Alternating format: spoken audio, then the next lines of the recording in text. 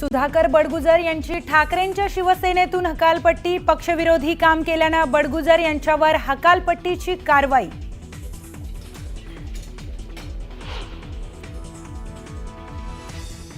मनसे युतीबाबत आम्ही सकारात्मक, महाराष्ट्र हितासाठी सोबत येणाऱ्यांचं स्वागतच करू, आदित्य ठाकरेंचं वक्तव्य।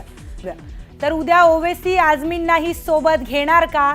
संजय शिरसाटांचा ठाकरेंना उलट सवाल।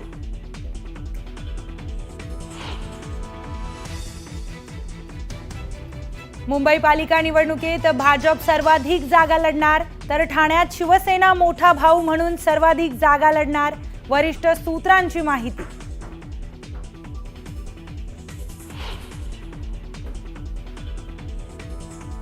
मुंबई पालिका निवडणुकीत 150हून जास्त जागा लढल्यास फायदा होणार, तर ठाकरे बंधूंच्या युतीचा कोणताही परिणाम भाजपवर होणार नाही, सर्वेंचं निरीक्षण असल्याची सूत्रांची माहिती।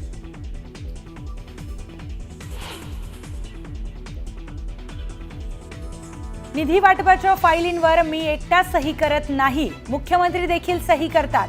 निधी वाटपावर अजित पवारांचं परखड मत।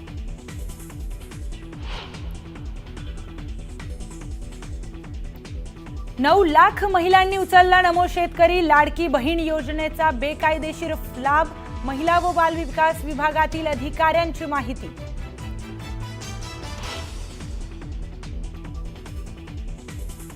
पंढरपूरमध्ये व्हीआयपी दर्शन रांगेचा मुद्दा पुन्हा एकदा तापला। सामान्य रांगेतील भाविकांना लागतोय 10 ते 12 तासांचा वेळ। व्हीआयपी दर्शनावरून भाविक झाले संतप्त।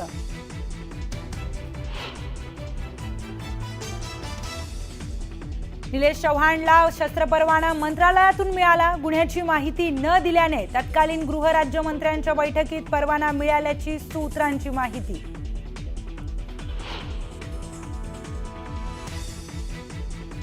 धार्मिक विधींसाठी धनंजय मुंडे नाशिकच्या रामकुंडावर। काही दिवसांपूर्वीच धनंजय मुंडे यांनी इगतपुरी येथे केली होती विपश्यना।